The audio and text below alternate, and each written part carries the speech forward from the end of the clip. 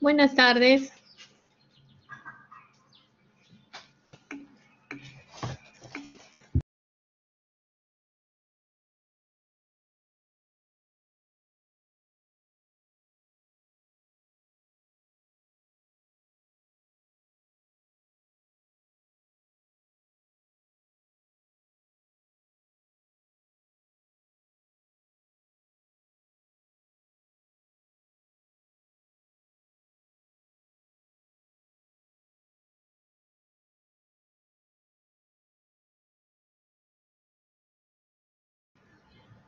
Buenas tardes. El día de hoy vamos a hacer la teoría de arritmias. Pido la disculpa del caso porque el docente que estaba asignado no lo va a poder realizar por motivos personales. Mi nombre es la doctora Rocío Carrasco, coordinadora de la sede Almenara, y voy a realizar la teoría de arritmias. Vamos a empezar. Primero, los casos de arritmia se han incrementado en los últimos meses en el Perú como consecuencia de la pandemia del COVID, ¿no? A los efectos nocivos que tenemos del estrés y el confinamiento durante la pandemia. Además, se han descrito casos de arritmias particulares como secuelas de los pacientes con COVID que aún se encuentran en investigación. Vamos a realizar la clasificación de las arritmias y estas se van a dividir según su origen, según su frecuencia, según la anchura del QRS, según la forma de presentación, el pronóstico y el estado hemodinámico. Según su origen, las arritmias se van a clasificar en supraventriculares y ventriculares. Según su frecuencia, van a ser taquiarritmias o bradiarritmias. Según la anchura del QRS, van a ser QRS ancho o QRS angosto o fino. Según la presentación, tenemos la forma paroxística, que es de inicio brusco y definido, y la forma no paroxística de ciclo repetitivo. Según el pronóstico, tenemos las arritmias que son benignas y malignas, y según el estado hemodinámico tenemos las estables y las inestables. Vamos a dividir las arritmias en dos tipos principales, en las bradiarritmias y en las taquiarritmias. Vamos a comenzar a desarrollar las bradiarritmias, empezando con la bradicardia sinusal, la pausa o paro sinusal, la disfunción sinusal, los trastornos de la conducción, que van a dividirse en primero, segundo y tercer grado, y los trastornos de conducción a nivel del haz de His. Estos son bloqueo de rama derecha y bloqueo de rama izquierda. Y en relación a las taquiarritmias, vamos a dividirlas en extrasístoles, en taquiarritmias supraventriculares, taquiarritmias ventriculares y las canalopatías. Vamos a empezar con las bradiarritmias. Para empezar con las bradiarritmias, tenemos que hablar de la bradicardia sinusal, la pausa o el paro sinusal, la disfunción sinusal o síndrome de nodo sinusal enfermo, los trastornos de la conducción, que son los trastornos de conducción auriculoventriculares y a nivel de las de His. Vamos a empezar entonces con la bradicardia sinusal.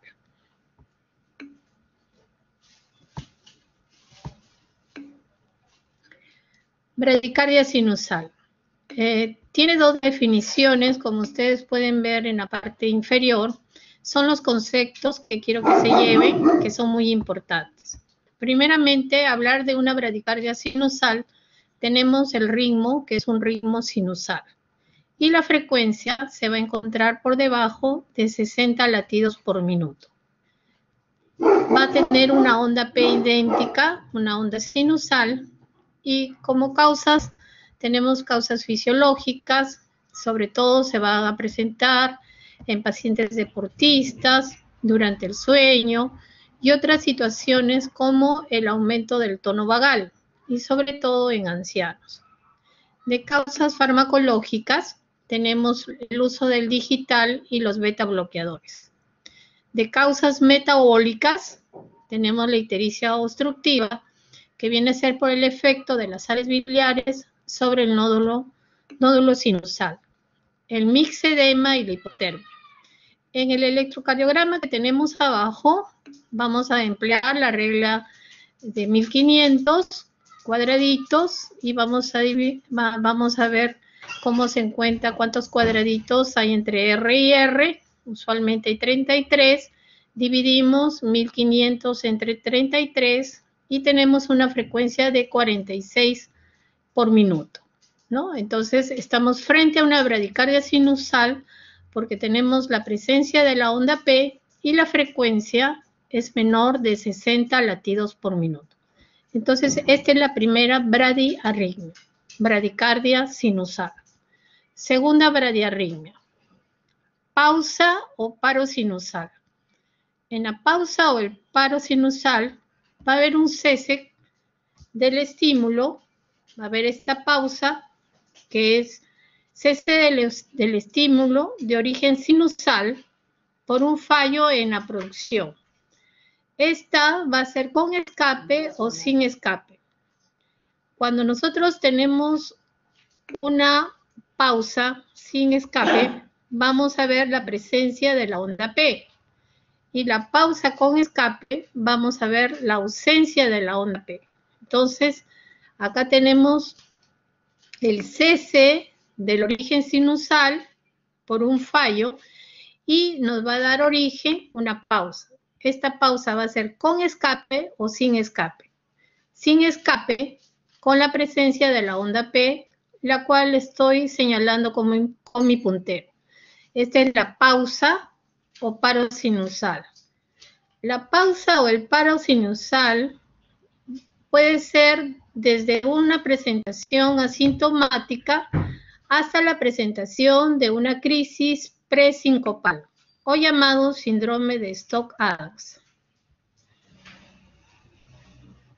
La tercera bradiarritmia es la disfunción sinusal, o también llamado el síndrome del seno enfermo, enfermedad del nodo sinusal y síndrome taquibradicardia.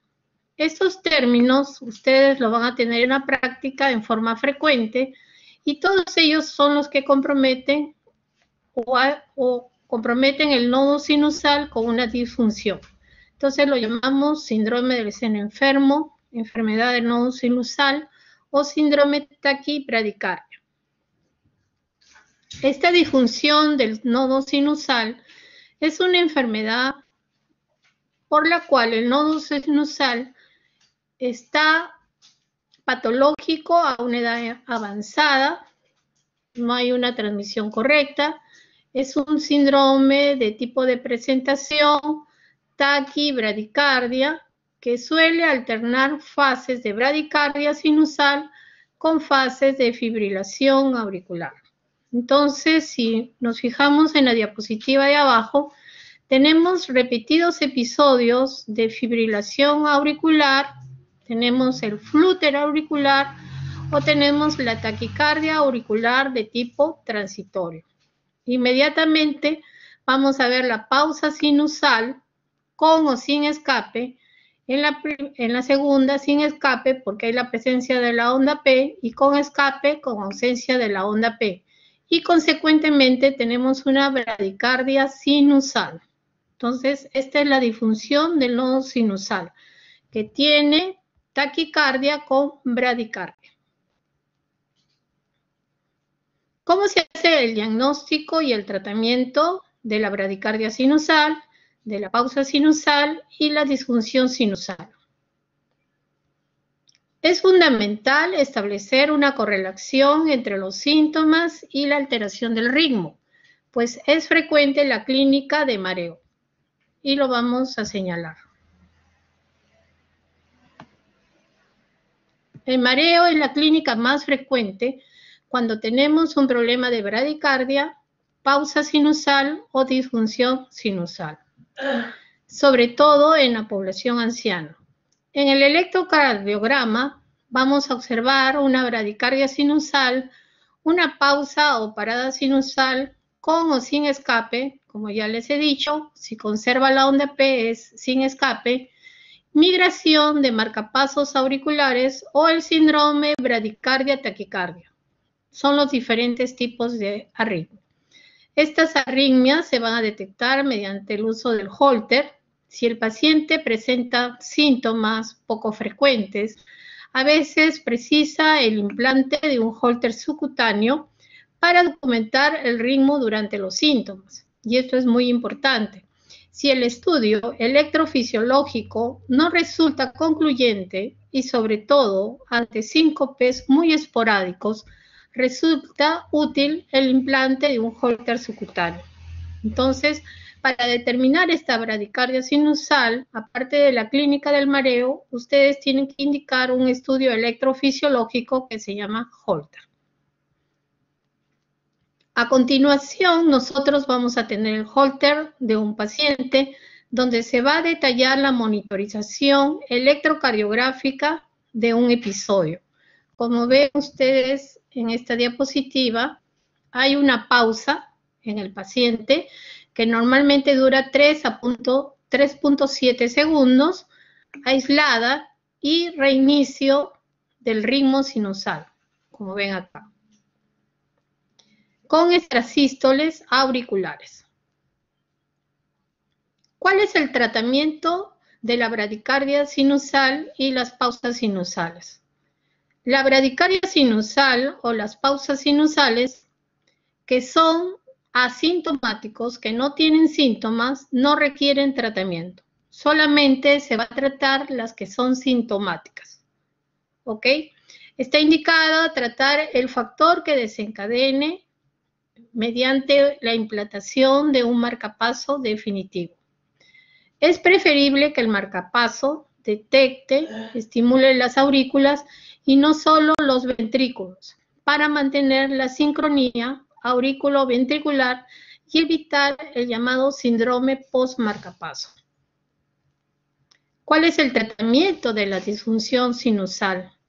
Si presenta episodios de ritmos lentos, sintomáticos, debemos implantar un marcapaso cardíaco.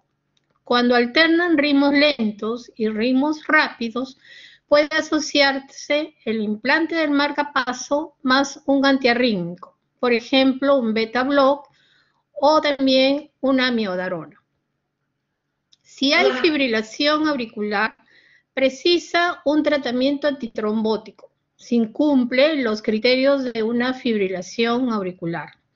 En conclusión, el tratamiento de bradicardia-taquicardia, siendo la fibrilación auricular la taquicardia más frecuente, que podría precisar tratamiento antitrombótico si cumple los criterios de anticoagulación de la fibrilación auricular.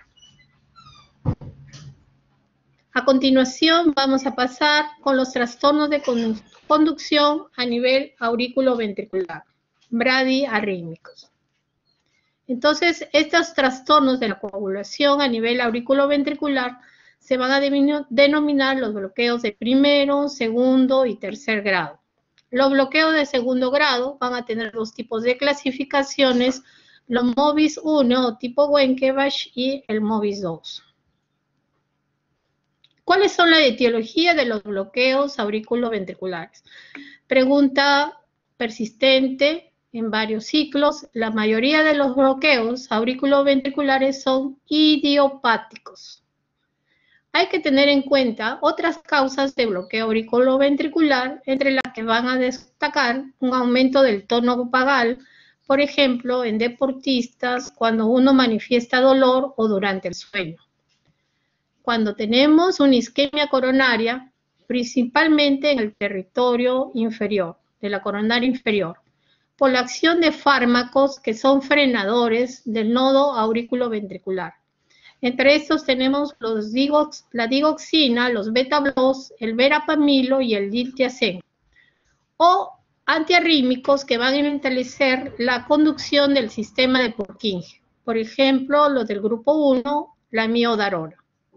Infecciones, la enfermedad de Lyme, la enfermedad de Chagas, las enfermedades infiltrativas del miocardio, como por ejemplo las amiloidosis, las enfermedades degenerativas, como por ejemplo la estenosis aórtica calcificada o calcificación del anillo mitral, los bloqueos auriculoventriculares, generalmente el bloqueo supraisiano, y los tumores, sobre todo los tumores, los mesoteliomas cardíacos, y como otros tenemos la distrofia miotónica de Steiner y el lupus eritematoso sistémico, que ya lo han visto en el capítulo de reumatología.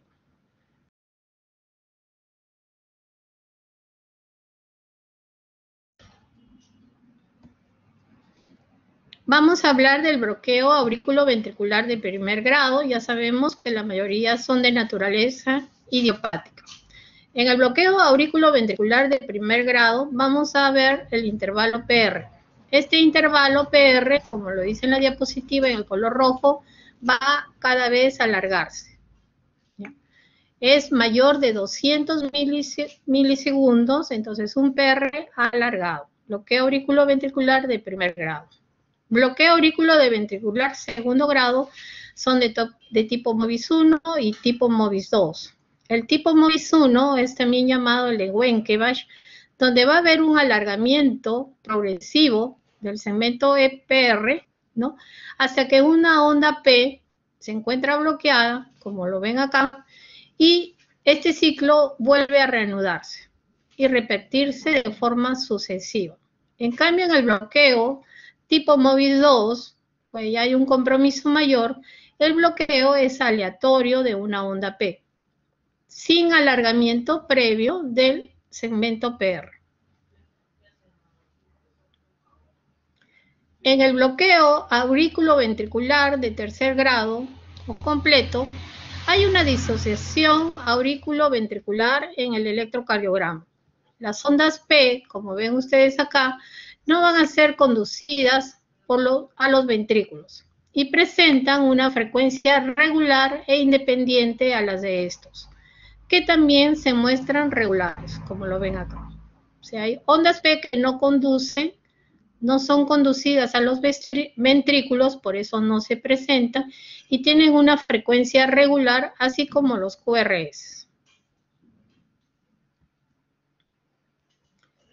El bloqueo, en conclusión, auriculoventricular, tiene 3 grados que diferencian con el electrocardiograma.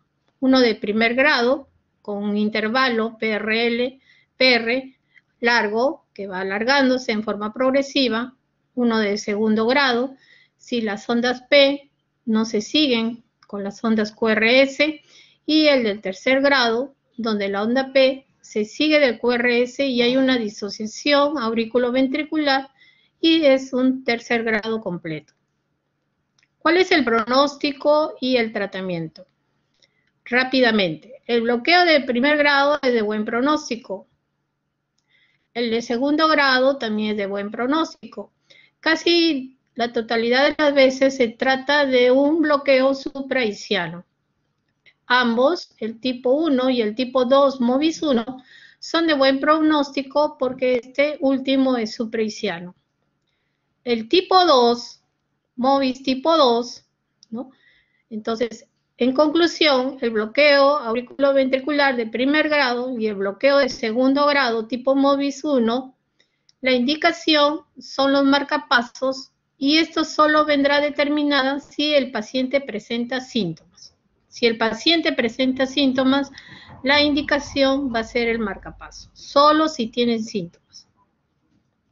El bloqueo auriculoventricular de tipo MOVIS 2 de segundo grado y el de tercer grado sí precisan un implante de un marcapaso por motivos pronósticos. Vuelvo a repetir, el bloqueo de segundo grado tipo MOVIS 2 y el de tercer grado sí requieren un marcapaso por motivos pronósticos. Al prevenir la recurrencia de estos síntomas y mejorar la supervivencia, la gran mayoría de estos bloqueos, sobre todo los de tipo 3, son infraicianos. De ahí la urgencia de que coloquen un marcapaso. Existen situaciones clínicas en las que el bloqueo completo puede ser supraiciano, por ejemplo, un bloqueo aurículo-ventricular completo, y en los que no sería necesario el implante de un marcapaso, porque es supraiciano, no es infraiciano, pero es un bloqueo aurículo-ventricular congénito. Los bloqueos, en conclusión, auriculoventriculares supraicianos en el nodo auriculoventricular tienen un buen pronóstico. Los infraicianos generalmente tienen mal pronóstico, por los que necesitan marcapaso definitivo. Marcapasos. Entonces, para concluir, los que necesitan marcapaso definitivo son los bloqueos de tercer grado, infraiciano, y los de tipo 2, de segundo grado, MOBIS 2. Son los únicos que necesitan marcapaso. Los de tipo 1 o MOBIS 1 solo si presentan síntomas. Estamos hablando de las bradiarritmias. Ahora vamos a hablar de los trastornos de la conducción a nivel del haz de His. Los trastornos de la conducción del haz de His se van a dividir en bloqueo completo de la rama derecha del haz de His y bloqueo completo de la rama izquierda del haz de His. Y tiene esta nomenclatura. BCRD, derecho, y la I es izquierdo. Normalmente, ambos ventrículos se van a contraer y nos van a dar la onda QRS que tenemos acá. Cuando vemos bloqueos de rama, tanto derecha e izquierda, vamos a ver estas formas de QRS en forma de la letra M, QRS ancho. Una M mellada que nos va a hablar de el bloqueo de la rama izquierda y una M con una deflexión hacia abajo de la onda S en forma pronunciada. Primer paso para ver si tiene un bloqueo de rama derecha o rama izquierda es medir el QRS. Si el QRS supera los 3 cuadraditos, entonces estamos frente a un bloqueo. Por ejemplo, en la figura de acá, supera los 3 cuadraditos. Tenemos un QRS ancho. Luego vemos la forma del QRS. Vamos a ver este trastorno de la conducción que se va a estar localizada en el haz de His. Y esto va a ser derecho o va a ser izquierdo. Segundo paso. Vamos a evaluar en qué derivación vamos a encontrar esta M que tiene un QRS ancho. Si lo localizamos en B1 y en B2, entonces estamos hablando de un bloqueo de rama derecha. Si lo localizamos en B5 y en B6, un bloqueo de la rama izquierda. A su vez nos fijamos en la forma del QRS ancho. La primera deflexión que sea negativa por debajo del inicio eléctrico es la onda Q. La primera deflexión positiva es la onda R. Pero como ustedes ven acá, síganme con el puntero, esta R es pequeña, por eso va a ser R minúscula, seguida de una R mucho más pronunciada, más grande que la anterior, por eso se llama R mayúscula y tiene un apóstrofe de R'. La segunda deflexión que nosotros tenemos hacia abajo, después de la Q, viene a ser la S, que va después de la R. Esta es una S bien grande, por eso es S mayúscula. Entonces, si encontramos esta morfología de la M con una S profunda, en un patrón, en una derivación B1, estamos hablando de un bloqueo de rama derecha. Igualmente, si lo encontramos a nivel de B5 y B6, un QRS ancho, pero tiene una onda mellada, dentada, en las derivaciones izquierdas, que son B5, B6, derivación 1 y ABL, estamos frente a un bloqueo de rama izquierda.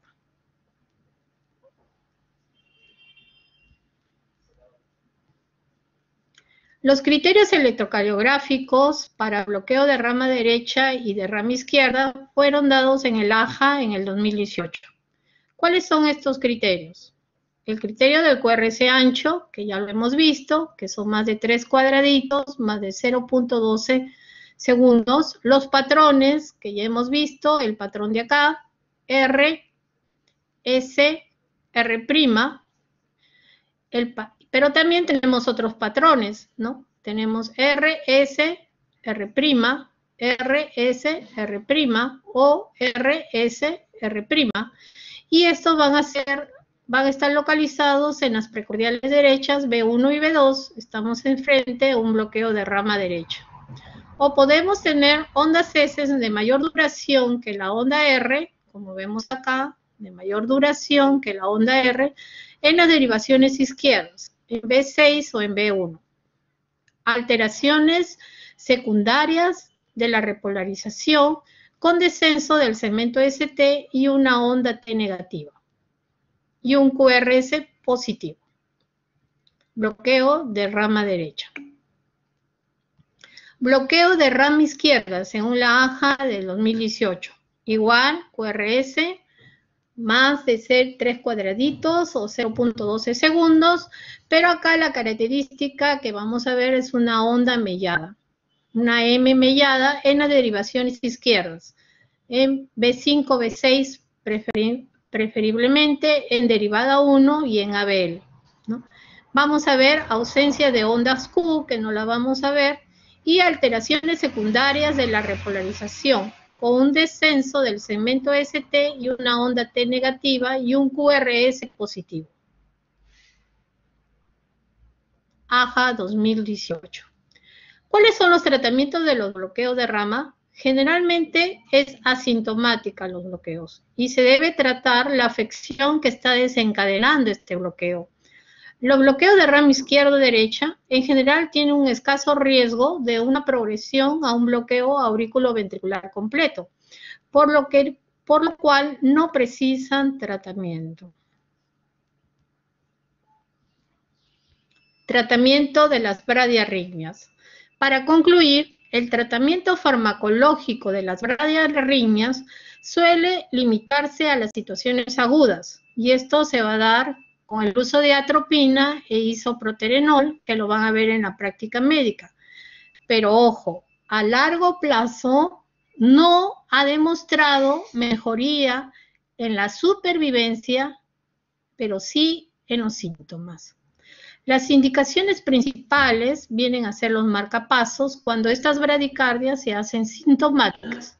En la disfunción sinusal, en el bloqueo AB de primer grado, en el bloqueo AB de segundo grado tipo 1, solo cuando hay síntomas colocamos marcapaso. Secundarias a una bradicardia, ¿cuáles son los síntomas que puede presentar el paciente? Son astenia, síncope o presíncope a repetición. En cambio, en el bloqueo de segundo grado, MOBIS 2, tipo 2, y el bloqueo auriculoventricular de tercer grado, siempre hay que colocar marcapaso. Otras situaciones son aquellos, para concluir, aquellos fármacos que son taquicardizantes, que es la terapia farmacológica. Se usa atropina, isoprenalina o teofolina. Solo van a mejorar de manera transitoria los síntomas, pero no mejoran la supervivencia.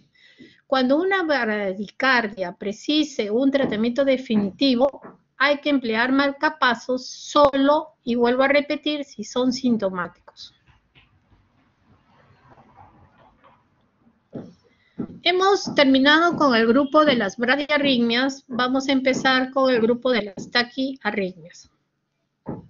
En este proceso vamos a conceptualizar conceptos precisos, que son las extrasístoles, las taquiarritmias supraventriculares y las taquiarritmias ventriculares.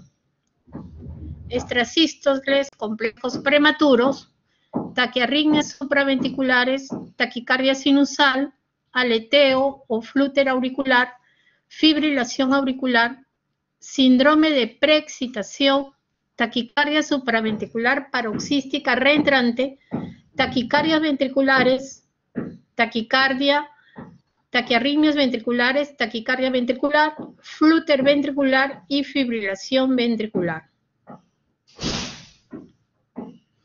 ¿Por qué se llama una taquicardia supraventricular y ventricular? La taquicardia supraventricular, si me siguen con el puntero, es todo proceso donde el tejido auricular es necesario para la génesis y la perpetuación de la taquicardia. Ventriculares se inicia en el ventrículo y todo el proceso fisiopatológico se va a realizar en el ventrículo, solo en el ventrículo, ¿ok? Por eso implica las que son más de temer, las taquicardias ventriculares.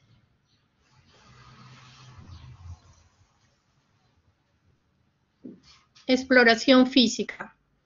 Es necesario buscar datos de cardiopatía estructural subyacente, si el paciente es hipertenso, diabético, ya que en muchos casos el tratamiento y el pronóstico del paciente dependen más de la presencia de la cardiopatía subyacente que de la propia arritmia. ¿Okay? Hay maniobras que son maniobras vagotónicas que pueden ser eficaces para el diagnóstico y para la terminación de alguna de estas taquicardias. Ojo, si ustedes encuentran un soplo carotidio, no deben hacer este tipo de maniobras. Tenemos, número 1, el masaje del seno carotidio, la maniobra de Valsalva y la inmersión de la cara en agua fría. El masaje del seno carotidio, con el paciente monotorizado, se presiona firmemente, como en el seno carotidio, debajo de la mandíbula, y no hacerse si existe un soplo carotidio. Debajo de la mandíbula, esta es la maniobra del masaje del seno carotidio, no hacerla si encontramos un soplo carotidio. En general, las maniobras vagales frenan en forma transitoria, pero no cortan las taquicardias, cuyo sustrato está exclusivamente en las aurículas, fibrilación auricular o flúter auricular, y pueden cortar aquellas taquicardias por reentrada en las que va a participar el nodo aurículo ventricular, infranodal o ortodómica. Extrasístoles. Vamos a empezar con las extrasístoles, son complejos, prematuros, extrasístoles auriculares, extrasístoles de la unión auriculoventricular, extrasístoles ventriculares. 3 tipos de extrasístoles que son complejos prematuros. Extrasístoles ventriculares. Vamos a hablar de las extrasístoles ventriculares. Las extrasístoles ventriculares van a existir en más del 60% de los pacientes adultos. Algunos términos que se pueden aplicar en extrasístoles ventriculares y que ustedes pueden encontrar en la práctica clínica van a ser las siguientes. EV aislada, EV bigeminismo ventricular, EV trigeminismo ventricular y EV en pareja. En el electrocardiograma que usted aparece en la parte inferior, ven los complejos QRS. Pero hay un complejo que es prematuro, el que estoy señalando con mi puntero, que es ancho y que no va a ser precedido de una OAP. Entonces, el aislado es la clasificación de extrasístole ventricular aislada, una extrasístole ventricular aislada que se presenta en cualquier momento en un electrocardiograma. De la nada aparece un QRS ancho, seguido de una pausa. Bigeminismo ventricular. Por cada latido normal va a existir, un extrasístole. Trigeminismo ventricular, que es la diapositiva que les estoy mostrando. Después de 2 latidos normales, acá hay un latido normal, acá hay otro latido normal, va a aparecer esta extrasístole. Entonces estamos hablando de un trigeminismo ventricular. Trigeminismo en pareja. Cuando aparecen dos extrasístoles juntas. Vamos a hacerlo a continuación para que entiendan bien. Aislada. Aparece en el electro este extrasístole. Bigeminismo. Cuando hay un latido normal y aparece este extrasístole. Un latido normal y aparece el extrasístole. Trigeminismo. Cuando hay dos latidos normales y aparece un extrasístole. Dos latidos normales y aparece este extrasístole. Extrasístole ventricular en pareja. Cuando hay un latido normal y aparecen dos extrasístoles. Ya no es una, son dos extrasístoles. Y bueno, existen muchas combinaciones. Un minuto para dejarles con esta diapositiva y fijen bien su mirada, porque eso es lo que van a ver en el monitor cardíaco cuando empiece su práctica presencial. Clínica. Las extrasístoles ventriculares generalmente son asintomáticas, aunque a veces pueden producir palpitaciones, sensación de vuelco en el pecho o molestias en el cuello. Los extrasístoles hay que dividirlas en pacientes que no tienen cardiopatía y aquellos que tienen cardiopatía como base. Las sin cardiopatía no se asocian a mal pronóstico, pero los que tienen cardiopatía como base tienen un peor pronóstico. Esta que tiene cardiopatía como base se va a asociar a lo que desarrolla una arritmia ventricular. ¿Okay? Entonces puede iniciar una taquicardia ventricular, un flúter y una fibrilación ventricular y un paro. Tratamiento. Principalmente las medidas se van a eliminar el tabaco, no fumar, la cafeína, el alcohol y los estimulantes adrenérgicos. Tratamiento farmacológico. Tenemos dos tipos, ya hemos dicho, las que no tienen cardiopatía estructural y las que tienen cardiopatía estructural. Las que no tienen cardiopatía estructural no requieren tratamiento, a no ser que presenten síntomas, y si estos síntomas sean muy molestos, en cuyo caso tenemos que administrar beta-blocs, verapamilo o diltiazem. En caso que tengan una cardiopatía estructural subyacente, deben emplearse los beta-blocs. Y si las extrasístoles son sintomáticas y son resistentes a los beta-blocs o tienen alguna contraindicación de los beta-blocs, debemos realizar ablación por catéter. Tratamiento sencillo. Entonces la vamos a dividir las extrasístoles con pacientes con cardiopatía o sin cardiopatía. Ya sabemos que los que tienen cardiopatía, peor pronóstico. Y los que no tienen cardiopatía no precisan tratamiento. Solamente si son muy molestas, usar beta-blocs.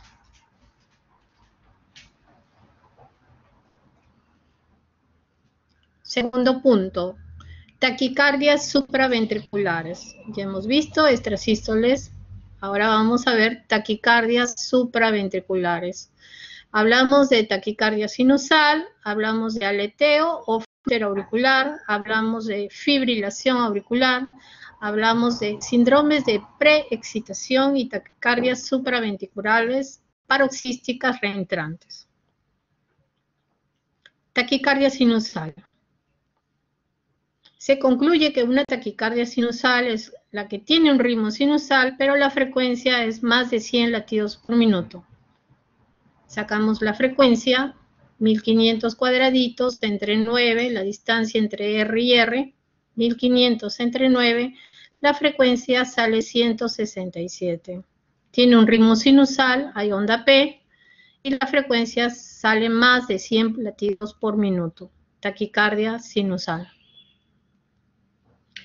El comienzo y el final de esta arritmia son graduales y en horas vagales se ralentiza la frecuencia en forma transitoria nada más. Las causas posibles son múltiples, pues en la gran mayoría de las situaciones es reactiva ante situaciones como el estrés, la ansiedad, la fiebre, la anemia, la hipovolemia y el ejercicio. El tratamiento es la causa responsable. Si tiene fiebre, corrijo la fiebre, desaparece la taquicardia. Si hay anemia, transfundo paquete globular, desaparece la taquicardia. Si está hipovolémico o hidrato, desaparece la taquicardia. Aleteo o flúter auricular. Ondas de serrucho. En el monitor cardíaco van a ver las ondas F en mayúscula. Cuando hablen F mayúscula es flúter, ondas de serrucho, dientes de sierra. Esto es lo que van a ver en el monitor cardíaco en un paciente que está con flúter auricular. Supraventricular. Actividad auricular en dientes de sierra, las ondas F mayúsculas en sierra, que van a estar positivas en B1, pero son negativas, como vemos acá, que estamos en la derivada 2, vemos ondas negativas en derivada 2, derivada 3 y ABF. Son solamente positivas en B1. Con escasa actividad mecánica, la frecuencia ventricular suele ser la mitad del auricular, por conducción aurículo-ventricular 2-1, unos 150 latidos por minuto.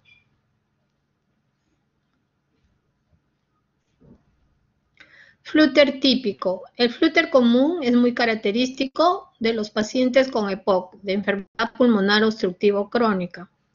El flúter típico común en una taquicardia auricular que se produce con una macroentrada, es lo típico, pero la estimulación acá cambia, en sentido antihorario.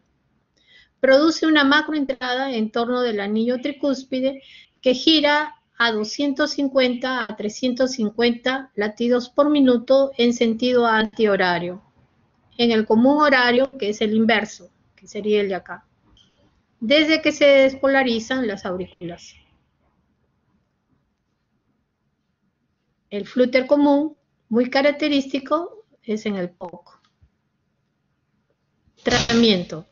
Lo más eficaz en este tipo de arritmias es la cardioversión eléctrica sincronizada que suele requerir baja energía. Los antiarrítmicos son muy eficaces.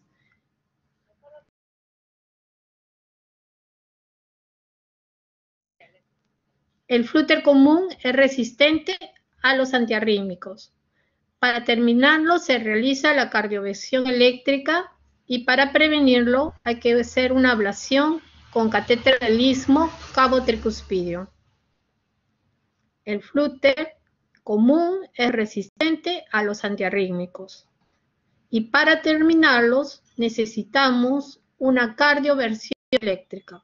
Un flúter no se trata con antiarrítmicos, hay que tratarlos con cardioversión eléctrica sincronizada. Y para prevenirlo podemos hacer una ablación con catéter del istmo cabo tricuspidio. Fibrilación auricular. La fibrilación auricular presenta la arritmia crónica sostenida más frecuente. En el electrocardiograma existe una actividad auricular aparentemente desorganizada y no presenta ondas P. Una F minúscula, que normalmente va a frecuencias de 350 a 600 latidos por minuto.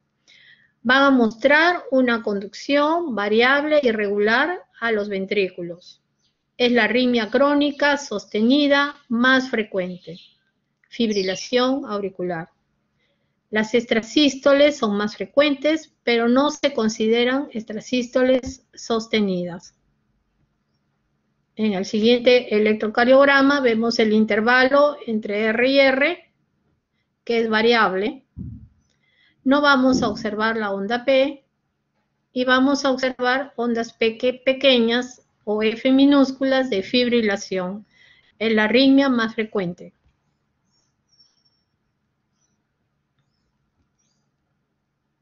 Clasificación. La tenemos a frecuencia alta, frecuencia baja, es el FARVA cuando superan los 100 latidos por minuto, es baja cuando es menos de 100 latidos por minuto, es paroxística, es persistente, es permanente. La paroxística es la que cardiovierte espontáneamente en la primera semana, normalmente durante las primeras 24 o 48 horas. La persistente es la que no cardiovierte espontáneamente en un máximo de 7 días, aunque se puede intentar. Y la permanente es la que sigue a la persistente. No cardiovierte espontáneamente ni se intenta hacerlo. No hay que cardiovertir en la permanente. La fibrilación auricular se inicia en muchos casos con episodios de fibrilaciones auriculares focales, pero cada vez tienden a hacerse más persistentes y pasan a una etapa permanente. El factor predisponente más frecuente de una fibrilación auricular es la hipertensión arterial. El mecanismo más ampliamente aceptado hoy en día como elemento esencial es el mecanismo de la arritmia de reentrada, lo que explica que la fibrilación auricular pueda terminarse en una cardioversión. La fibrilación auricular puede aparecer tanto en individuos con cardiopatía estructural como en corazón sin cardiopatía estructural, un corazón normal. La fibrilación auricular puede ser desde asintomática como sintomática, hasta producir una marcada intolerancia hemodinámica, llegando al síncope o el EAP, edema agudo de pulmón. Los pacientes con fibrilación auricular tienen una mortalidad de aproximadamente el doble de los controles. Su morbilidad y mortalidad depende de los siguientes factores. Puede ser una respuesta ventricular excesiva que va a producir que el ventrículo no reaccione, causando hipotensión, causando disnea, causando insuficiencia cardíaca, causando angina de pecho. Puede tener una respuesta rápidamente mantenida y alta, y puede producir una taquimiocardiopatía, una disfunción del ventrículo en relación a las frecuencias ventriculares más altas que impiden la diástole. Síncope, provocado por la pausa tras la fibrilación auricular paroxística, sobre todo en el contexto de una enfermedad del nodo sinusal. Episodios de tromboembolia sistémica. Se produce esta sanguínea sobre todo a nivel de la orejuela izquierda. Entonces, la mortalidad va a depender si hay síncope, tromboembolia y de la respuesta ventricular excesiva. En exploración física, durante la fibrilación auricular, vamos a tener un pulso irregular. Vamos a ver el pulso venoso yugular, van a faltar las ondas A y del seno X. Se aprecia una intensidad variable del primer ruido y de la amplitud del latido arterial. En la fibrilación auricular es importante estos conceptos que tengan presentes. Pulso irregular, no hay onda A ni seno X en el pulso venoso yugular y nunca hay un cuarto ruido. Debemos de estratificar el riesgo tromboembólico por la complicación más frecuente de esta FA. Y para estratificar el riesgo cardioembólico vamos a usar el CHAS-VAS. Actualmente se recomienda la estimación de este riesgo embólico basado en escala de CHAS-VAS. Es importante tener en cuenta la estratificación del riesgo y no es necesaria en los casos en los que el riesgo tromboembólico es alto de base. ¿Cuál es el contexto de un paciente que tenga una fibrilación auricular y que tenga una estenosis mitral o sea portador de una prótesis valvular o en el contexto de una cardiomiopatía hipertrófica? En estos casos, vuelvo a repetir, la anticoagulación oral es crónica e independiente. Sí o sí, tienen que tratar. La estratificación del riesgo tromboembólico con la escala de Chas-Bas se aplica en el contexto de una fibrilación auricular no valvular. Vuelvo a repetir, no valvular, porque ya saben que las que tienen daño valvular tienen prótesis, o en el contexto de una miocardiopatía hipertrófica necesitan una anticoagulación de manera crónica. Las recomendaciones actuales en la Sociedad Europea en el 2016 indica que se debe realizar una anticoagulación oral de forma crónica en varones que tienen un Chas-Bas en 1 y en mujeres que tienen un Chas-Bas de 2, considerando siempre las características individuales de cada paciente. ¿Y de dónde sale el Chas-Bas? Sale esta escala: C, insuficiencia cardíaca congestiva o disfunción ventricular con fracción de eyección menor del 40%, H de hipertensión arterial, A2, edad mayor de 75 años, la D de diabetes mellitus, S2, antecedente de itus, isquemia transitoria aguda o embolia periférica, la B de enfermedad vascular, coronaria, aórtica o periférica, la A de edad de 65 a 74 años y el sexo femenino. Entonces, no consideran el sexo masculino acá, en la escala, por favor. Por eso, si es femenino, ya tendría un punto más y tendría un Chas-Bas mayor de 2, con riesgo alto tromboembólico. Y la edad va de 65 hasta 75 años. A cada uno le vamos a dar un puntaje, siendo los de mayor puntaje los que tienen más de 75 años, como vemos acá, más de 75 años, y los que tienen antecedente de enfermedad cerebrovascular como isquemia transitoria aguda, antecedente de itus o embolia periférica. ¿Cuál es el tratamiento antitrombótico? La única medida que ha demostrado estadísticamente mejorar la supervivencia frente al placebo en la fibrilación auricular es un correcto tratamiento antitrombótico. En la fibrilación auricular, si no hay factores de riesgo embólico, no es necesario ningún tratamiento antitrombótico.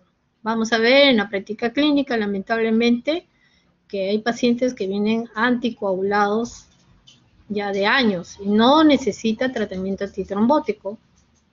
La profilaxis tromboembólica debe llevarse a cabo igual modo en la forma persistente y en la forma permanente que en la paroxística. Es muy diferente tratar la paroxística que una persistente y permanente. Aunque el flúter auricular podría tener un riesgo embólico algo menor que la fibrilación auricular. ¿Y a qué llamamos alto riesgo embólico? Primero, anticoagulamos con warfarina, vamos a tener un INR de 2 a 3 en la alternativa, o usamos otro tipo de anticoagulante, la cenocumarol, que es similar a la warfarina, o los sacos, los nuevos sacos que tenemos en el mercado, los anticoagulantes orales, el dabigatran, el rivaroxaban y el apixaban. ¿Y cuáles son la anticoagulación en bajo riesgo embólico? Los jóvenes que son menores de 60 años y que no tienen cardiopatía estructural y no tienen factores de riesgo, solamente le damos aspirina. Entonces, para eso nos sirve el Chas-Bas. Si encontramos un Chas-Bas en una mujer de 2, anticoagulamos. Si es en un hombre, más de 1, anticoagulamos. Y el medicamento ideal es la warfarina. Y tenemos que tener un INR de 2 a 3. ¿Qué es este cociente? Es el tiempo de protombina del paciente en relación al tiempo de protombina de un grupo de pacientes. Y esta coagulación debe ir de 2 a 3. El antídoto, cuando se sobrepasan los niveles de anticoagulación con warfarina, puede ser 6 o 7, decimos está mal anticoagulado, está sobre anticoagulado. Entonces el antídoto es la vitamina K. Tiene que ser de 2 a 3, salvo que tenga alguna valvulopatía mitral. En los últimos años se ha introducido en el mercado nuevos sacos, nuevos anticoagulantes orales, que han demostrado inferioridad, que no han demostrado inferioridad respecto a la anticoagulación con inhibidores de la vitamina K, la warfarina. Estos nuevos sacos son el dabigatran. El dabigatran es un inhibidor indirecto de la trombina. El rivaroxaban, el ectoxaban y el apixaban son inhibidores directos del complejo 10 activado. Todos ellos no necesitan controles regulares de los niveles de anticoagulación. Y es un efecto deseado, ¿no? En cambio, con la warfarina podemos llevar a una sobreanticoagulación. Pero también para dosar el factor 10 hay algunos centros que pueden dosar este factor 10, hay otros centros que no los pueden dosar, ¿no?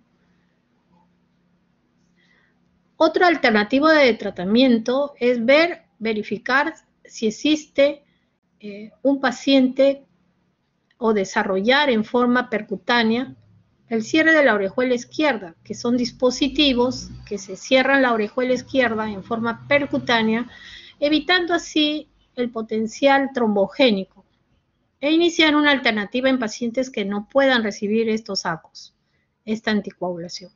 Pacientes que no pueden recibir anticoagulantes orales, ya sea warfarina o los nuevos sacos, se promueve para evitar el fenómeno trombogénico el cierre de la aurícula izquierda. Tratamiento. En la actualidad vamos a reconocer dos estrategias de tratamiento posibles para la fibrilación auricular.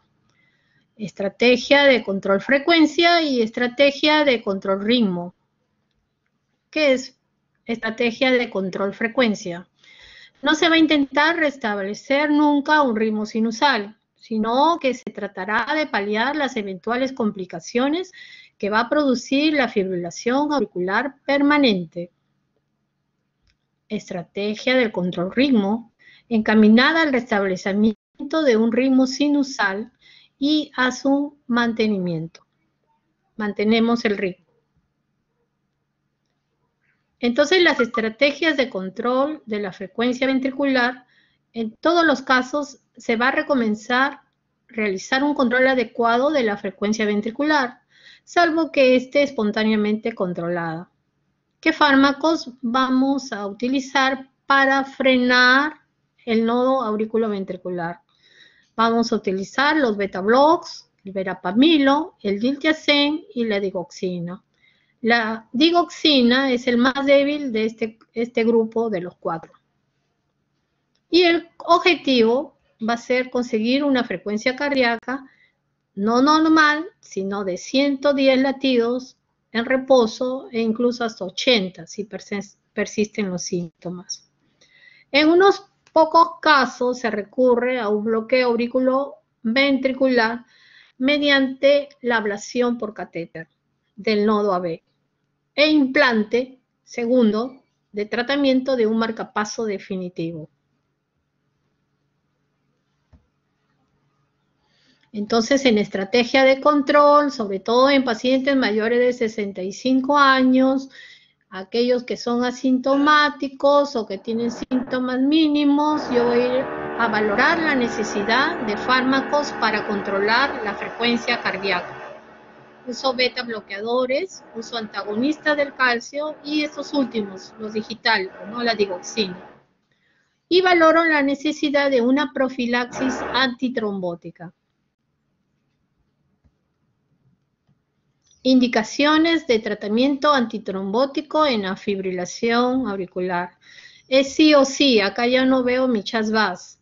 Yo digo, este paciente pasa a anticoagular. Si tiene una estenosis mitral, si tiene una prótesis mecánica valvular y si tiene otras cardiopatías estructurales graves, como la cardiomiopatía hipertrófica o cardiopatías congénitas complejas. Ojo, dijimos que el INR debe estar en 2 a 3 como anticoagulación, pero si el paciente tiene una prótesis que es de tipo mecánico, de esa válvula, mi INR debe ser de 2 a 3.5. En ellos sí o sí tenemos que valorar la profilaxis de la terapia antitrombótica. Si no tiene factores estructurales, hago mi chasvas. Si encuentro más de 2 en mujeres o más de 1 en hombres, inmediatamente voy para acá, anticoagulo.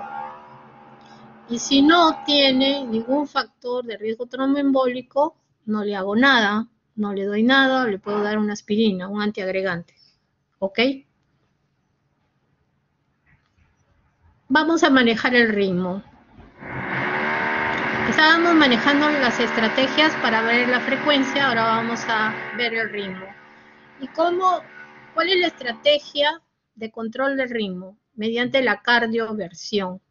La eficacia de la cardioversión y sobre todo las posibilidades de mantener el ritmo sinusal se establece con la relación de la duración de la fibrilación, ojo, y el tamaño de la aurícula izquierda.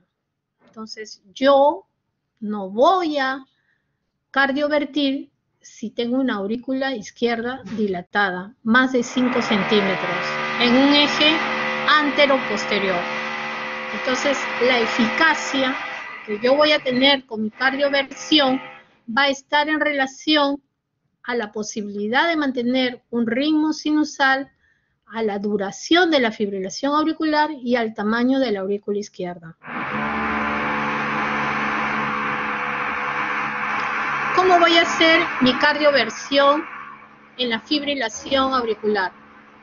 La voy a hacer eléctrica, sincronizada con alta energía y va a tener una eficacia en el 90%. Voy a usar fármacos antiarrítmicos, entonces es una cardioversión medicamentosa. Esa tiene una eficacia del 70% para la fibrilación auricular de reciente comienzo, siendo los fármacos antiarrítmicos más empleados la flecainida y la propafenona. Siempre que el paciente presente inestabilidad hemodinámica en relación a una arritmia, se tiene que realizar cardioversión eléctrica inmediata. ¿Ok? Y eso lo consiguen solamente con su tensiómetro. Le toman la presión. Hay hipotensión, inestabilidad hemodinámica, este paciente pasa a UCI coronaria, trauma shock. Cardioversión eléctrica inmediata. Si la tolerancia hemodinámica es aceptable, significa que no hay hipotensión, no ha perdido el conocimiento, se van a distinguir dos situaciones y eso van a ser en relación al tiempo, más o menos de 48 horas. Los fármacos más eficaces para cardiovertir la fibrilación auricular, ya saben, son la flecainamida y la propafenona. Y para prevenir recurrencias, uso la miodarona y el sotalol. Estoy hablando de recurrencias, no estoy hablando de agudezas. Flecainida y propafenona. Recurrencias, amiodarona y sotalol.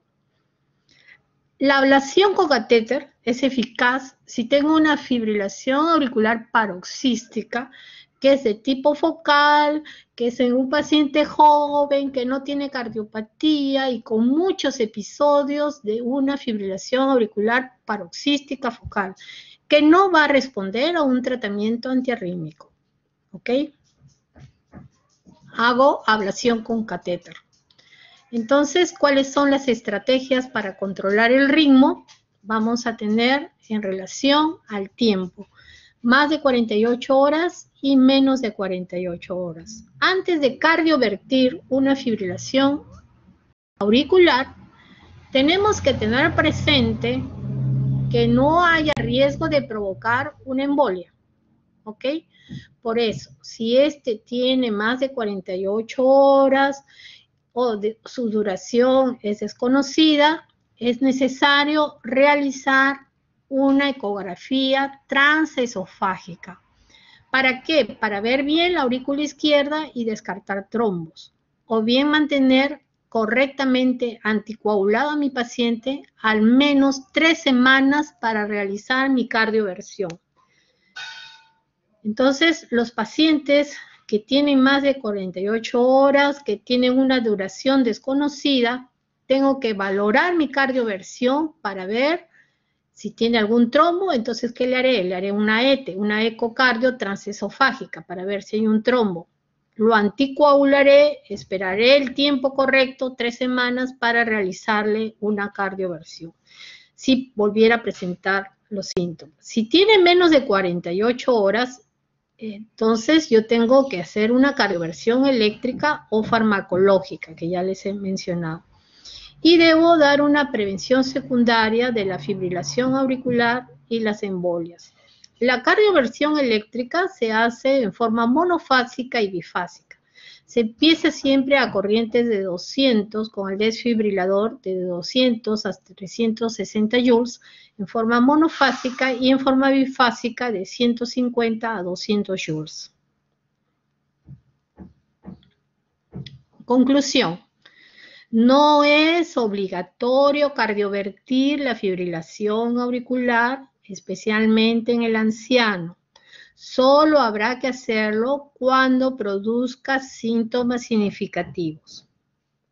Si la situación es de urgencia vital, se prefiere la cardioversión eléctrica, si es urgente. Si no es urgente, se puede optar entre la eléctrica, que es más eficaz, farmacológica o combinada. ¿Ok? Hago una farmacológica y luego hago una eléctrica. Dejo pasar la semana si no es de urgencia.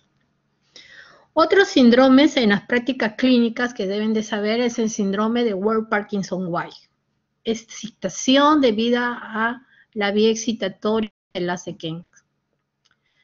Este síndrome de preexcitación debida a la vía accesoria del ACK o Ward-Parkinson-White es un haz anómalo conocido como haz de Kent que favorece la aparición de un síndrome de preexcitación ventricular, es decir, un trastorno en el cual los ventrículos se van a ver activados, además del nodo auriculoventricular, por una vía anómalo que conduce con mayor rapidez que el sistema de conducción cardíaco específico.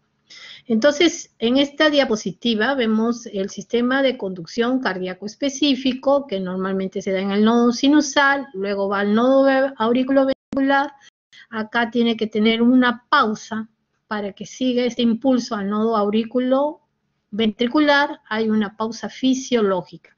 Pero, ¿qué sucede en este Ward-Parkinson-White? Aparece un haz anómalo, una vía accesoria anómalo que va directamente, se pasa la aurícula, ya no pasa normalmente la aurícula que está en amarillo, sino se pasa directamente a despolarizar el ventrículo. O sea, no hay un retraso fisiológico. Entonces, no va a haber intervalo PR, este intervalo PR se va a cortar cada vez, va a ser menos de 7 milisegundos, y por eso el segmento PR va a desaparecer o se va a cortar. Una imagen enseña más que 1000. Entonces, no hay retraso fisiológico. De frente viene este haz y despolariza el ventrículo. Esta conexión eléctrica anómala, que vemos, esta conexión eléctrica anómala, permite que el impulso pase de la aurícula, ¿a dónde? Al ventrículo. Directo. O sea, no hay el camino amarillo, que es lo normal, que hay un enlentecimiento fisiológico, ¿ya? Se va directamente y despolariza el ventrículo, ¿ya? Hay un ascenso inicial, que lo conocemos con el nombre de onda delta, que ustedes lo pueden ver acá, en el complejo QRS, provocando un ensanchamiento de este QR, y el intervalo PR, ojo, se va a cortar, porque de la aurícula pasa directamente al ventrículo. Entonces, en el Ward-Parkinson-White es clásico ver la onda delta en el QRS. Es esta primera deflexión hacia arriba.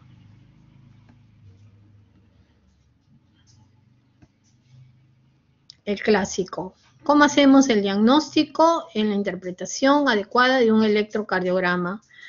Muestra un acortamiento del intervalo PR, PRL ya no existe, menos de 120 segundos. La presencia de esta onda creada por este fenómeno de preexcitación de la aurícula al ventrículo, conocida como onda delta, con un ascenso lento de forma inicial en el complejo QRS.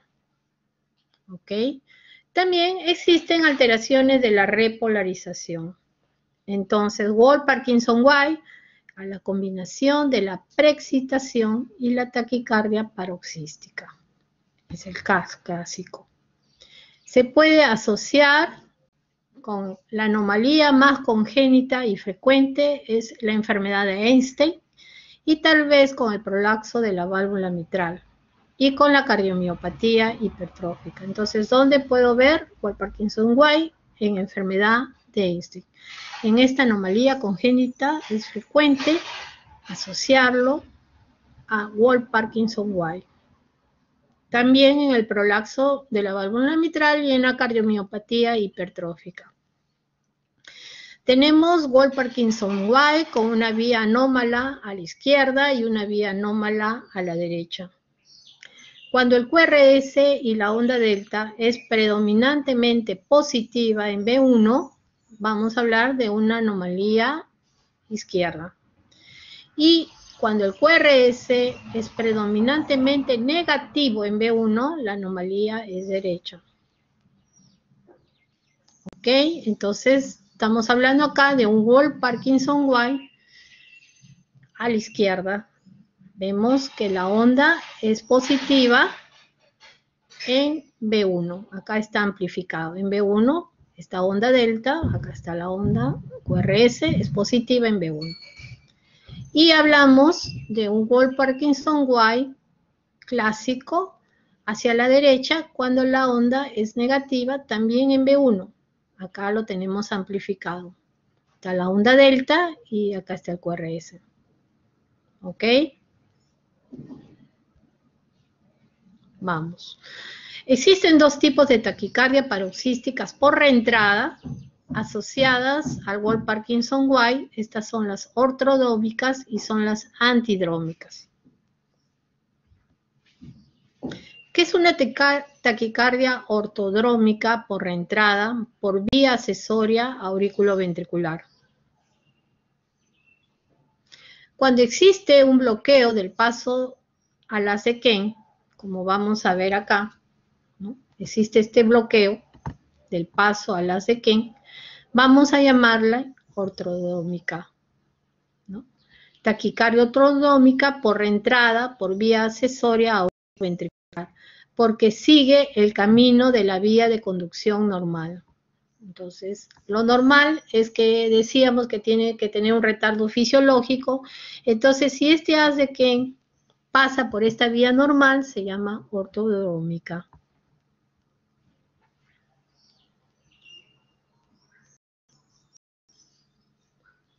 La taquicardia ortodrómica por reentrada por vía accesoria auriculoventricular va a tener unas características propias. El QRS va a ser estrecho.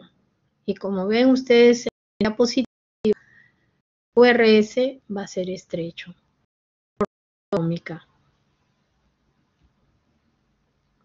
La taquicardia antidrómica, que es muy diferente, es por reentrada por vía accesoria auriculoventricular. Entonces, cuando existe un bloqueo del paso al auriculoventricular, nosotros vamos a tener una de tipo antidrómico. Entonces, utiliza las vías de conducción en forma reversa, ¿ya? No es la vía usual, es en forma reversa, ¿ya? Es reentrada por vía accesoria auriculoventricular. La taquicardia antidrómica por vía accesoria auriculoventricular se caracteriza por un QRS ancho. Esa es la gran diferencia. Entonces, en el monitor ustedes van a ver QRS ancho, antidrómica, QRS estrecho, ortodrómica, nada más. Ok. Entonces, para concluir, la ortodrómica versus la antidrómica, siempre y cuando la vía accesoria permita la conducción retrógrada del ventrículo a la aurícula. La taquicardia por reentrada, escuchen, más frecuente al síndrome de Einstein es el Wolff-Parkinson-White. Es la taquicardia por reentrada ortodrómica. QRS estrecho, ortodrómica. Antidrómica, QRS ancho. Ahora pasamos a las taquicardias ventriculares. En las taquiarritmias ventriculares vamos a hablar lo más importante, que es pregunta de examen y como futuros internos tienen que tener presente y cuando vean el monitor cardíaco inmediatamente asistir, todo un equipo. Entonces, tenemos la TB, taquicardia ventricular, tenemos el flúter ventricular y tenemos la fibrilación ventricular. Taquicardia ventricular. En este caso se va a iniciar en el ventrículo, no en aurícula, lo que resulta una taquicardia de QRS ancho, más de 0.12 segundos, con una disociación aurículo-ventricular. Las taquicardias con QRS ancho tienen una alta probabilidad de tratarse de taquicardias ventriculares. De estas, aproximadamente el 98% van a tener una cardiopatía estructural. Les decía en la mañana a mis alumnos que ustedes ven un TB, tienen que tener presente, especialmente se encuentran los casos de infarto miocardio previo. ¿Ok? 80%, vuelvo a repetir, de las taquicardias de QRS ancho son taquicardias ventriculares. Y casi el 98% existe un antecedente de infarto agudo de miocardio. Taquicardia ventricular. Infarto de miocardio agudo, antecedente. QRS anchos, a lo igual, una anchura registrada en un electrocardiograma en una velocidad de 25 milisegundos. Y esto es lo que van a ver en el monitor cardíaco, QRS anchos. Si tienes una taquicardia con complejos anchos, ¿qué debes de pensar? En una TB, en una taquicardia ventricular, en una taquicardia supraventricular con aberrancia, ¿ok? En una taquicardia antidrómica que hemos visto, que tiene QRS ancho, por reentrada de vía accesoria auriculoventricular por ACKEN, y una taquicardia mediada por marcapasos. Eso es lo que el clínico piensa cuando recibe un paciente con una taquicardia por complejos anchos. Toda taquicardia con complejos anchos es taquicardia ventricular hasta que se demuestre lo contrario. Ojo, toda taquicardia con complejos anchos es taquicardia ventricular hasta que se demuestre lo contrario. ¿Qué es? ¿Es una TB? ¿Es una TCB con aberrancia? ¿Es una BRT antidrómica o es un TMM? La taquicardia regular de QRS ancho suele ser ventricular, sobre todo si hay antecedentes de una isquemia miocárdica. Acá hay una zona que ha muerto, se ha formado una cicatriz, ¿no? Y en la zona de la cicatriz se aparece en forma sostenida un circuito de reentrada en esta cicatriz del infarto, mecanismo de reentrada. Entonces vamos a tener una taquicardia ventricular que va a ser sostenida y no sostenida.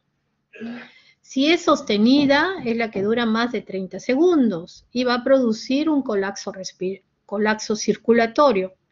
Y si es no sostenida, es que dura menos de 30 segundos y no produce inestabilidad hemodinámica. Entonces, según la morfología del QRS, yo puedo decir que es monomorfa o es polimorfa. Es monomorfa si es igual en todos los latidos. De etiología más frecuente es la taquicardia ventricular monomorfa de reentrada. Todas son iguales. Monomorfa de entrada. Y si es polimorfa, los QRS van a variar de un latido a otro. Y acá encontramos los torsades points, que se asocia a una canulopatía con un síndrome de QT largo. Por eso que ustedes ven QT corregido, ¿ya? Siempre haya un QT corregido. Entonces acá tenemos una monomorfa porque todas los QRS son de igual tamaño, de igual forma, monomorfa, de igual los latidos en vibración.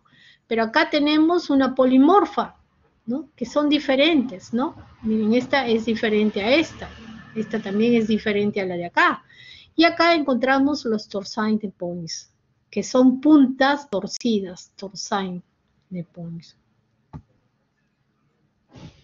Acá tenemos una taquicardia monomorfa, estamos viendo en la derivada 3, miren, todos los QRS son de igual tamaño, acá igual tamaño, ¿no? Y este paciente ha tenido un antecedente de un infarto de miocardio antiguo. Ante una taquicardia regular con QRS ancho es importante el diagnóstico diferencial y eso lo podemos hacer con el manejo del masaje del seno carotídeo o el uso de adenosina, que no va a afectar a la taquicardia ventricular. Sí frenarían o terminarían las supraventriculares, dependiendo de la taquicardia. Y esto es pregunta de examen. ¿Ok?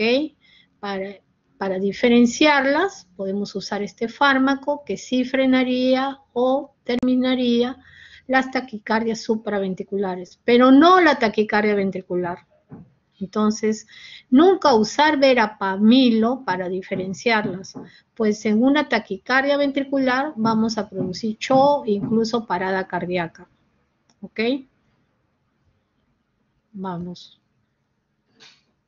Taquicardia ventricular monomorfa, para concluir, para cortar la taquicardia ventricular monomorfa sostenida, se emplea, si el paciente está inestable, cardioversión eléctrica.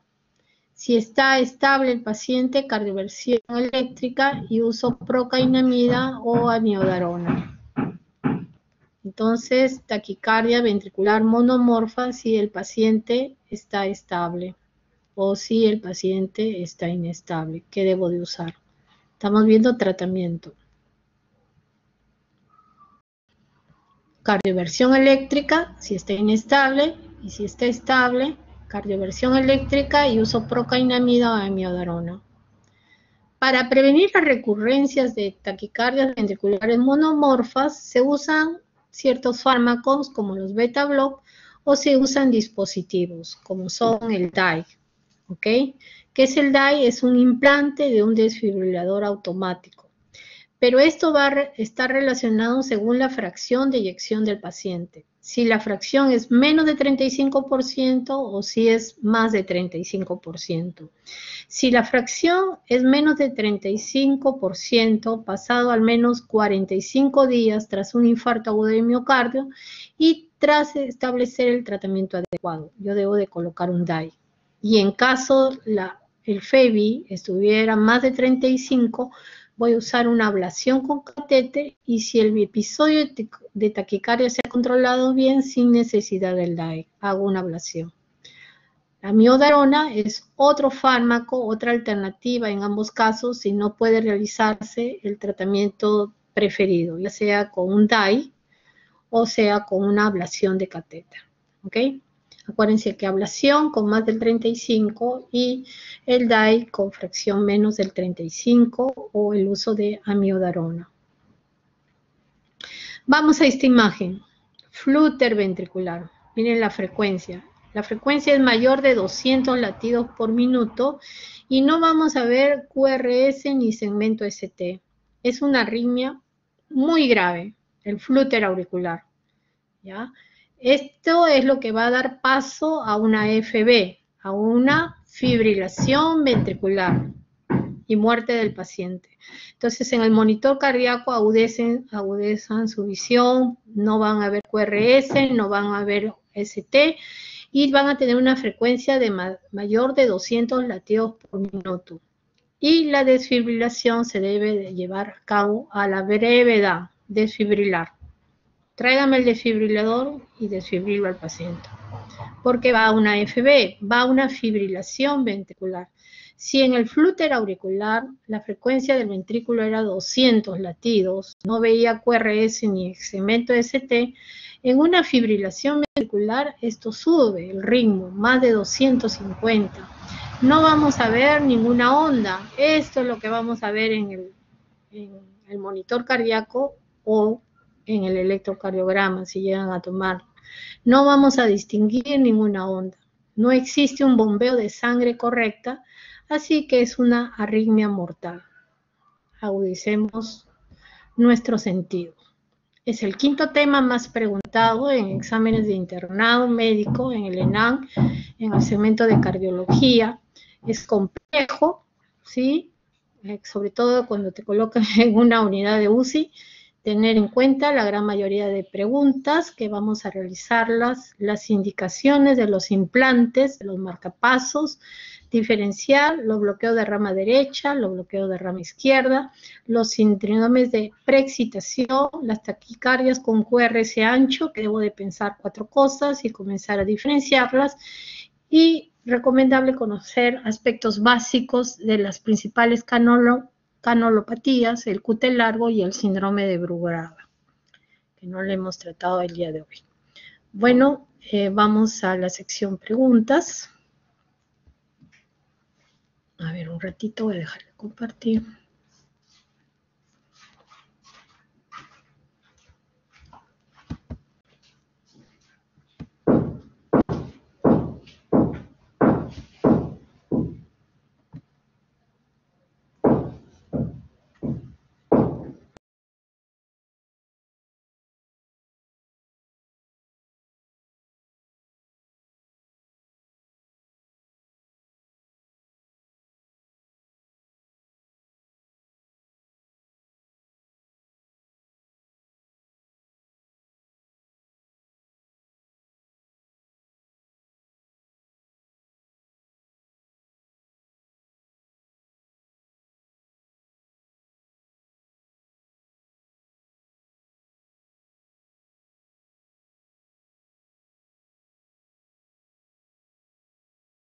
Vamos, el que desee, levante la mano si desea participar.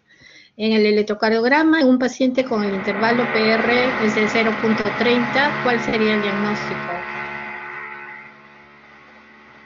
PR de 0.30. Doctora, la de primer grado. La Cristel, muy bien, primer grado, vamos. Seguimos, rápido, ¿ya? A ver, paciente de 50 años acude a la emergencia porque siente un ritmo cardíaco, no es normal, se realiza un electro y haciéndose el diagnóstico de bloqueo de Wenckebach. ¿Qué arritmia tiene el paciente? Segundo grado tipo 1. Tipo 2, no, tipo 1. Tipo 1. Tipo 1, la respuesta correcta. Segundo grado, tipo 1. La que sigue, paciente con diagnóstico de síndrome Wolff-Parkinson-White que acude con palpitaciones, joven, con diaforesis, presenta una frecuencia de 170 y en el electrocardiograma un QRS ancho. Está con inestabilidad hemodinámica, ¿cuál es el manejo? ¿Cuál es el manejo? Cardioversión eléctrica, ¿ok? Bien, vamos. Cardioversión eléctrica. Mujer con episodio de síncopes, electrocardiograma con 50 latidos por minuto, tiene un retraso en el QRS de 2.5. ¿Cuál es la conducta a seguir? ¿Qué conducta sigo? Tiene síncopes, tiene 50 latidos por minuto, tiene retraso de leer el QRS en 2.5 segundos. ¿Qué conducta sigo?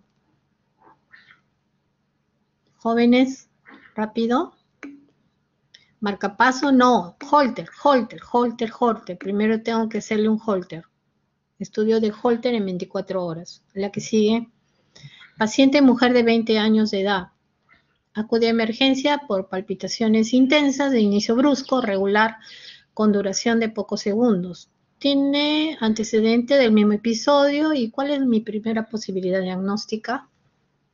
Joven, palpitaciones intensas, ritmo regular, inicio brusco, duración pocos segundos, tiene antecedente del mismo episodio. ¿Cuál es mi posibilidad diagnóstica? Taquicardia paroxística supraventricular. Supraventricular. No es taquicardia sinusal, supraventricular. ¿Ya? Por encima de los ventrículos. ¿Ya? Sigamos. Siguiente. ¿Cuál es la causa más común de embolia de origen cardíaco? Al toque. Rápido. La A, pues, la fibrilación auricular, enfermedad mitral. Vamos, sigue. No piensen mucho, se confunden. Varón de 55 años con antecedente de infarto de miocardio que afectó el tabique interventricular. Actualmente se encuentra sintomático y en 3 controles electrocardiográficos posteriores se detecta una FA. En esta arritmia, ¿cuál siguiente alternativa no corresponde?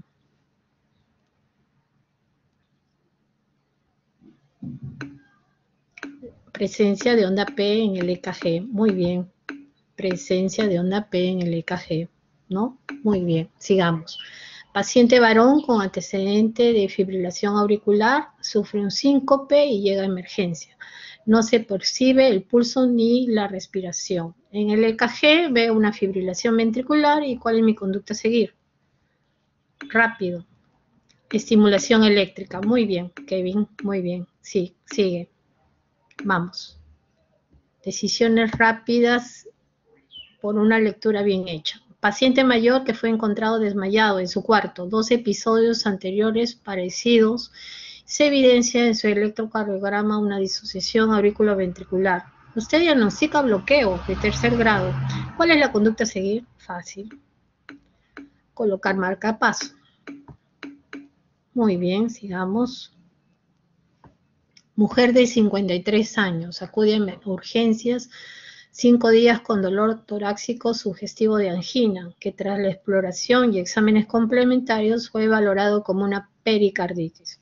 Acude de nuevo con cuadro de palpitaciones y mareos y el EKG muestra anómalas de dientes de sierra, de 318 latidos por minuto. ¿Cuál es la respuesta? Muy bien. ¿Quién marcó la de flúter auricular? Muy bien. Vamos. Flúter auricular. Vamos.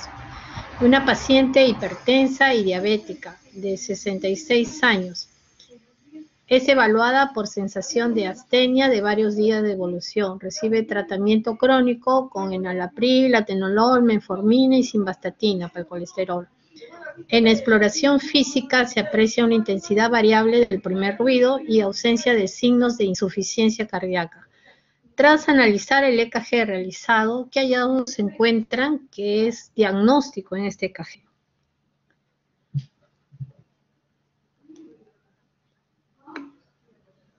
Enfermedad del nodo, más frecuente, rápido.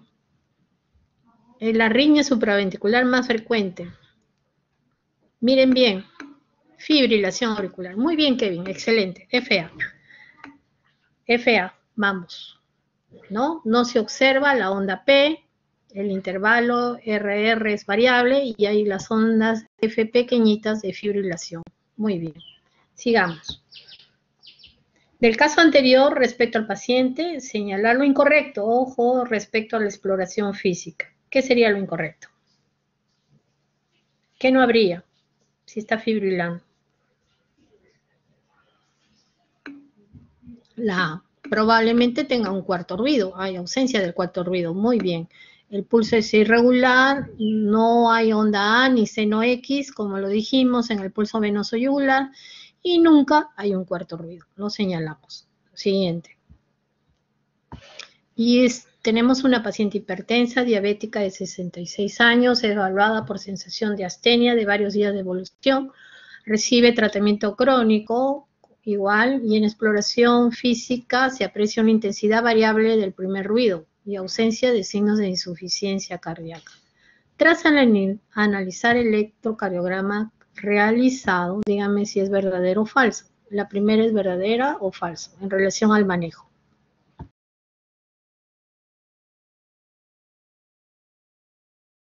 Anterior, dígame, ¿es verdadero o falso? A ver, dada la presencia de hipertensión y diabetes, ¿está indicada la anticoagulación oral para conseguir una INR de 2 a 3? Kevin, a ver, ¿sí o no? ¿Verdadero o falso?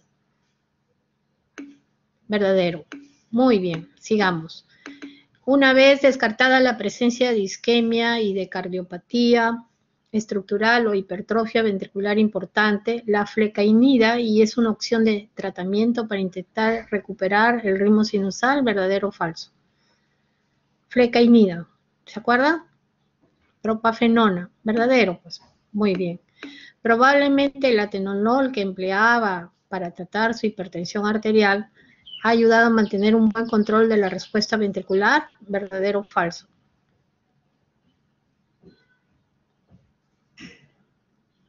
Rápido, jóvenes, el atenolol para la hipertensión ha llegado a mantener un buen control de su respuesta ventricular, ¿verdadero o falso? Verdadero, ¿no? Muy bien, sigamos. Y ya estamos terminando. Y con FA le vamos a realizar una estimación del riesgo embólico basado en escala de Chas-Bas. Ya dijimos 2 en mujeres, 1 en varón. ¿Cuál es el ítem que no corresponde? Muy bien, Kevin, la letra E, ¿no? Lo dijimos, el sexo masculino, el sexo femenino.